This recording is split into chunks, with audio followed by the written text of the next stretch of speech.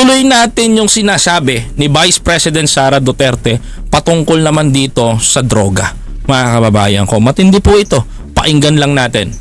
Habang talamak na naman ang ipinagbabawal na droga. Ayan, ang ganda ng sinabi niya, no?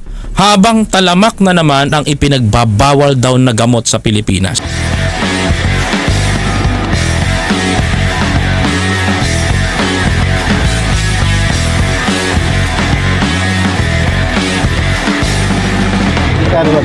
Magkano sir? Ang alin?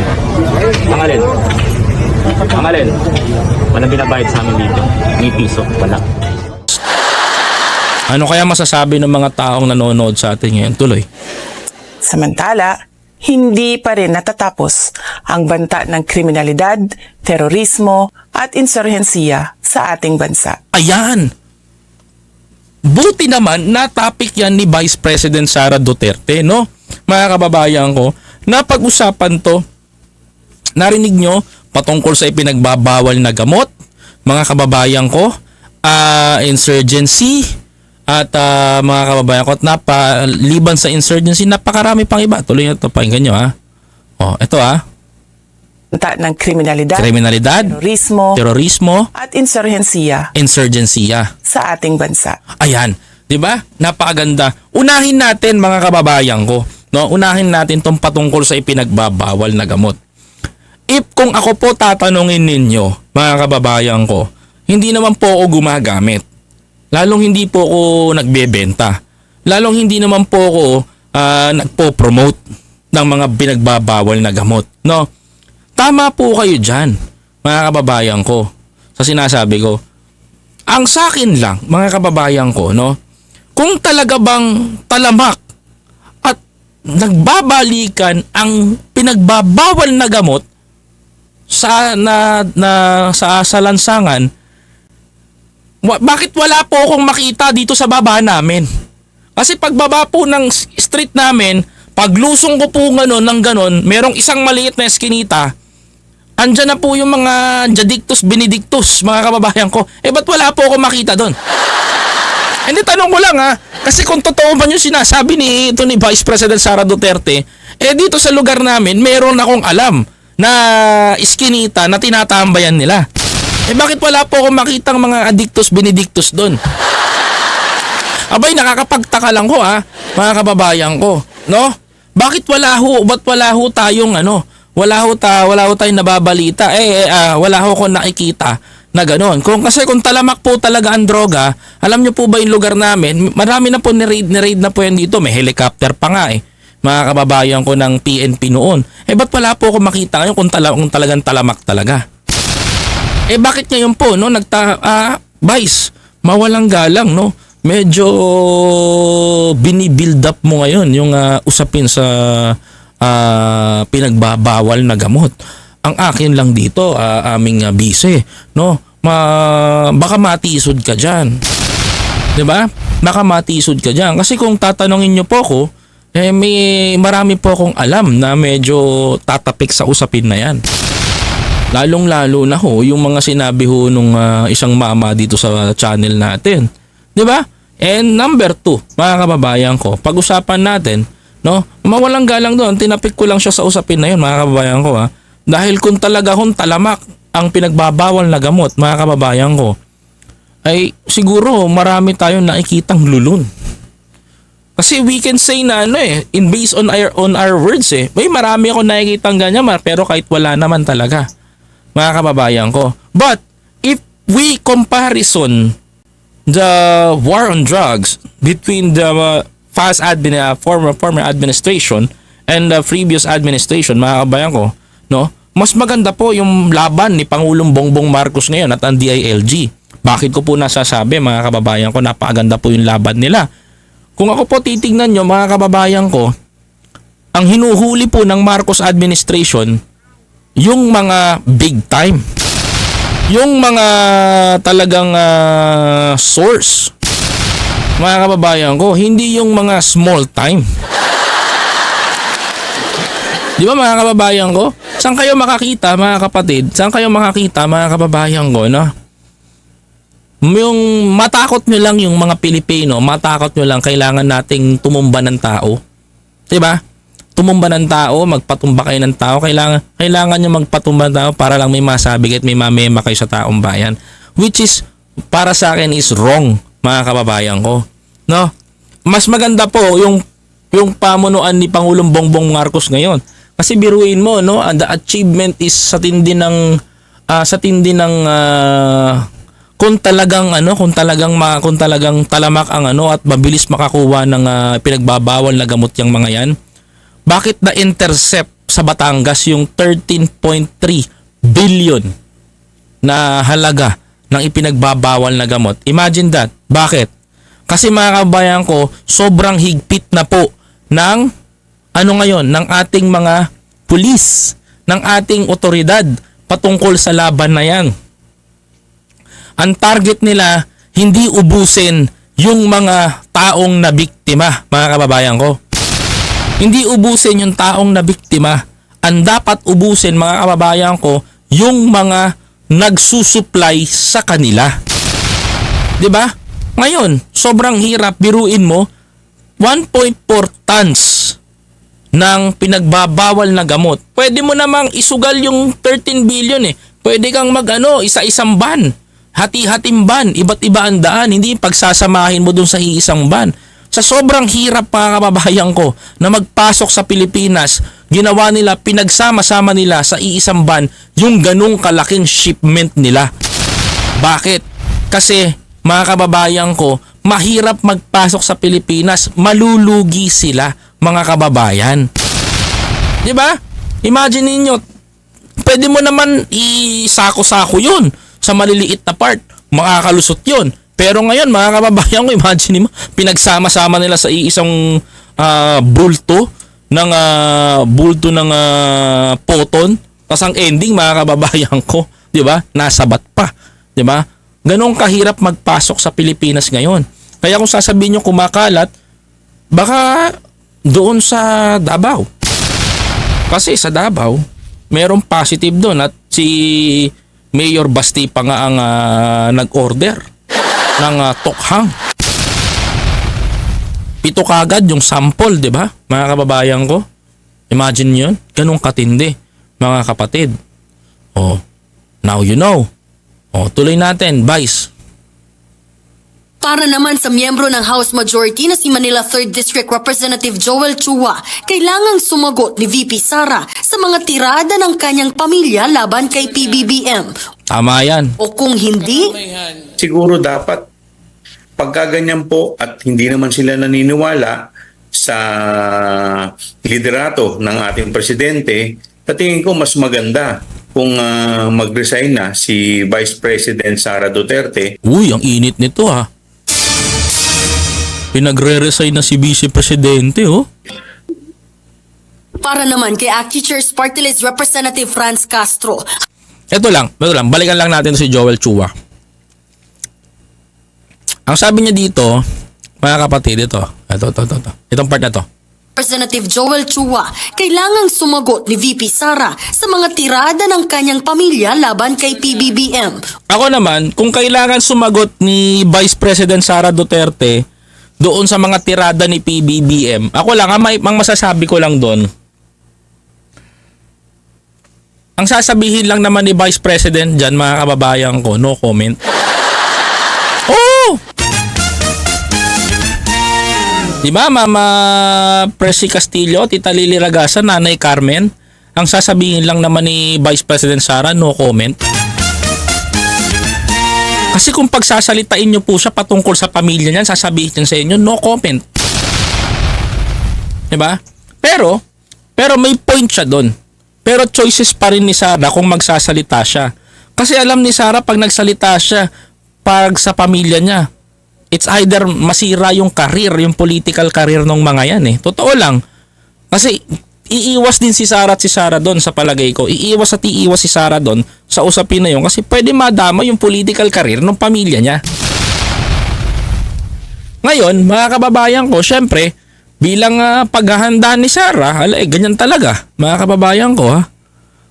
Ganyan talaga. Hindi siya po-focus doon. Tapos, pagsasalitain nyo pa siya, ano ba masasabi ni Sara? May maganda bang masasabi ni Sara? Di ba? Tama kayo, Ma'am Percy Castillo. Wala naman masasabi si Sara sa sa tatay niya. Kasi kung talagang may siya, kung talagang sincere siya, kaya niya magpaliwanag, edi dapat nung beginning pa lang na nagsasalita at pumuputak yung ama niya sa Davao, pinigil niya na. Tama? Mga kababayan ko? Kaya kung magsasalita pa si Sara, it's too late na. Kaya sabi ni Joel Chua, O kung hindi, Siguro dapat pagkaganyan po at hindi naman sila naniniwala sa liderato ng ating presidente, tingin ko mas maganda kung mag-resign na si Vice President Sara Duterte. ayan, naku, ang bigat yun ha. Sabi ni Kong Joel Chua, no, mag-resign na daw po si Vice President Sara Duterte. Ngayon, in terms of delikadesa, mga kababayan ko, hindi gagawin ni Sara yon. No, hindi talaga mga kababayan ko. Hindi gagawin ni Sara Duterte na mag-resign siya, mga kababayan ko. Kasi one step forward is pwede siyang maging presidente because she is the vice president, mga kababayan ko. Second, mga kababayan ko, hindi niya kayang gawin mag-resign eh. Sa totoo lang, hindi niya kayang gawin. Malaki rin ang pinuhunan sa kanya ng mga tao, mga kababayan ko, no? Pero, kung ako po ang tatanungin ninyo, mga kababayan ko, kung sa pagiging vice-presidente, ipapaubaya ko na po kay Sara yon, no? Ipapaubaya ko na po kay Sara, kay vice-presidente yon, kung magre-resign siya o hindi. Pero, ako'y mananawagan din na magbitiw na siya sa pagiging teka nga. Ayan, magbitiw na siya sa pagiging DepEd Secretary, no? Mga kababayan ko, doon na lang po. Kung sakali, magbitiw ka na sa pagiging DepEd Secretary. Kasi yung pagiging DepEd Secretary mo, para sa akin, Vice President, is napaka-lugaw. Opo, lugaw. Mas malala pa po ito kay Lenny, mga kababayan. Napakalugaw po ng inyong pamumuno. Pasensya na po ha.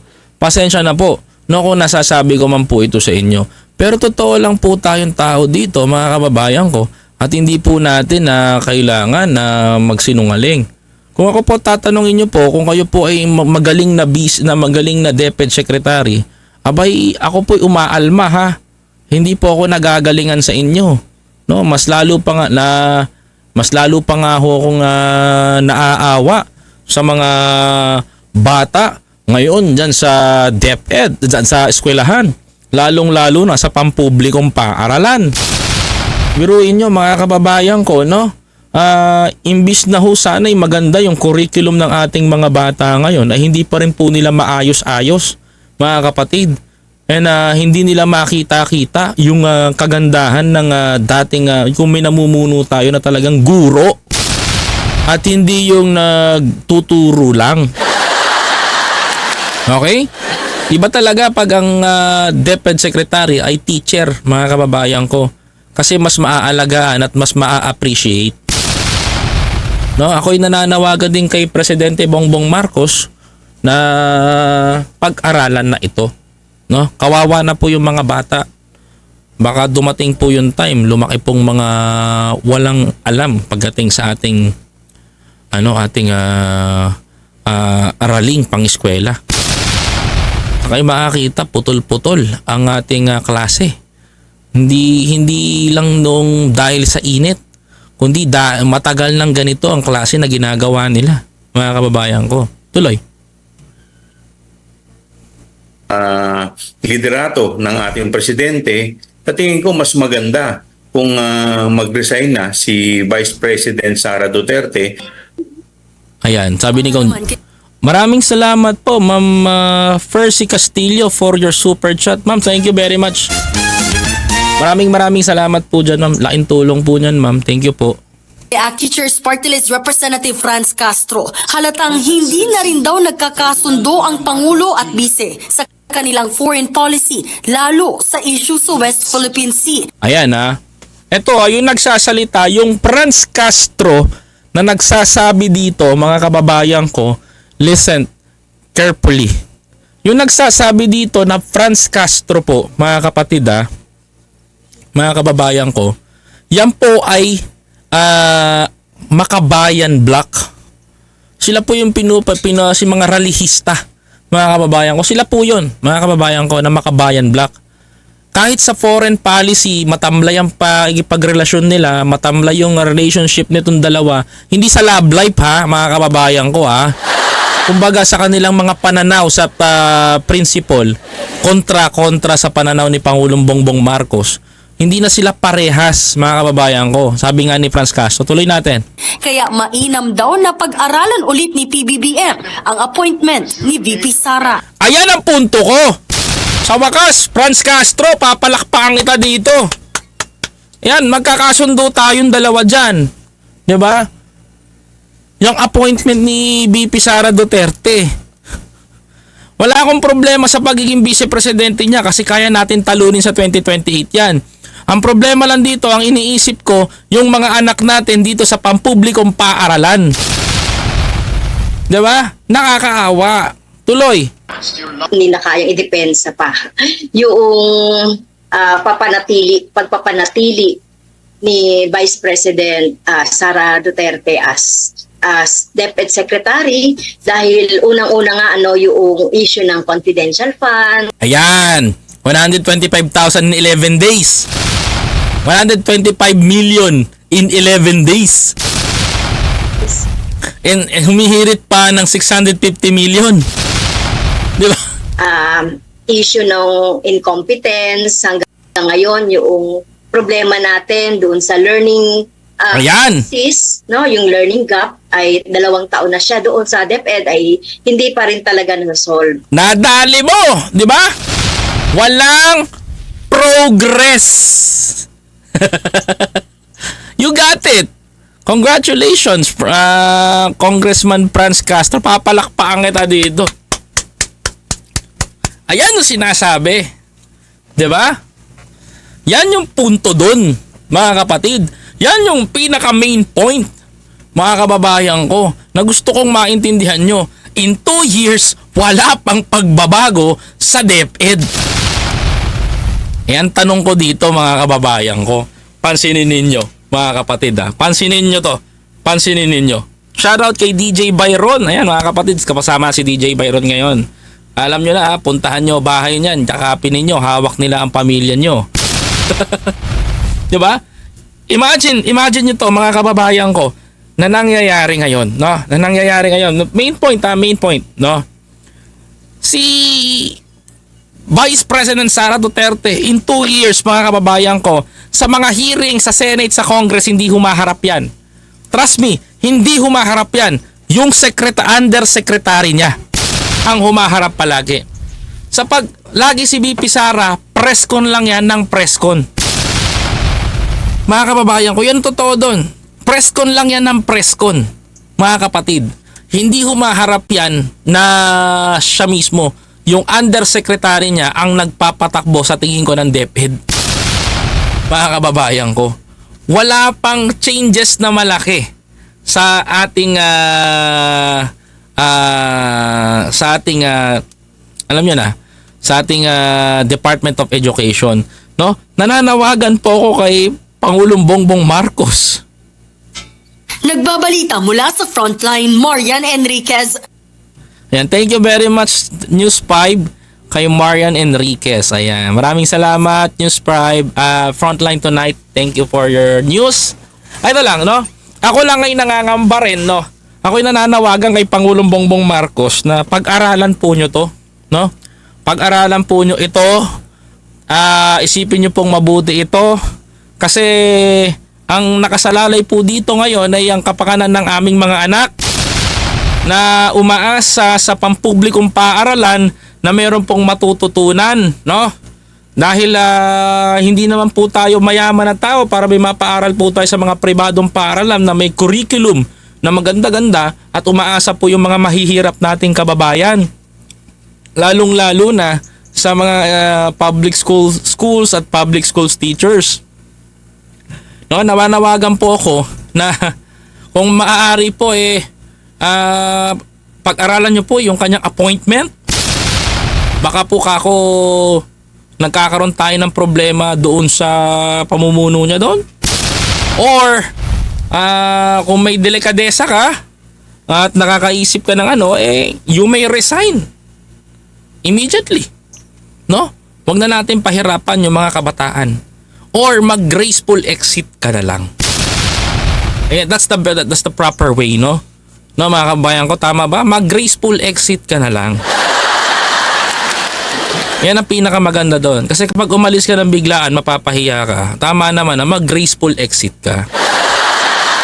Okay? Huwag na natin isaalang-alang yung ating mga anak.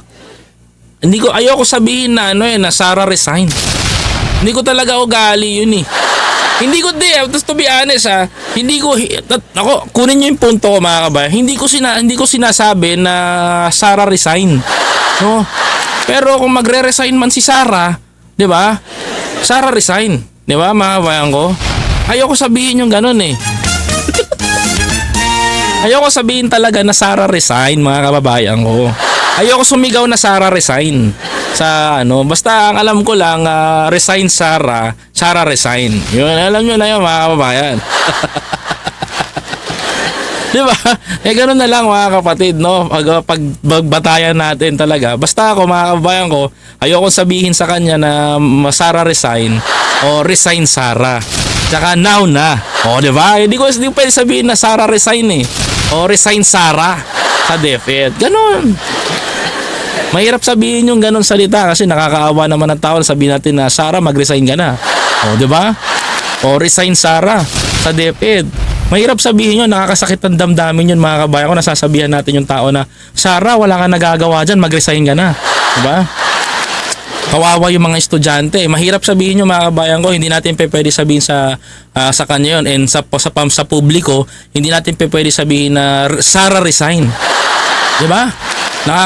Di ba tama ako, DJ Byron? No? O, tama ba ako mga kababayan ko? Mahirap naman sabihin sa taong bayan na Sarah resign. No, pag sinabi natin dito yun, para naman tayo nang mamaliit noon. Pero ang gusto ko lang sabihin na Sarah resign. No? Pero hindi ko man masabi na mahirap kasi banggitin yung words na salitang Sarah resign eh. 'Di ba? Tama ba ako mga kababayan ko? Napakahirap banggitin yun at ipaalala sa taong bayan. No? Na magbitiw na si Sarah. Nakakahiya naman kasi baka sabihin ng mga DDS minamaliit natin, pero talaga ayoko man sabihin, pero talagang ayoko mang sabihin sa inyo. Hindi ko talaga ugali magsalita in public na Sarah resign eh. 'Di ba? Diba mga kababayan ko? Kaya basta ako, yun ang punto ko dito. Masakit man sabihin, pero hindi talaga ako magsasalita ng Sarah resign. Hindi talaga, promise, wala akong sasabihin na na masakit na salita na Sarah resign. Hindi ko talaga sasabihin in public yan.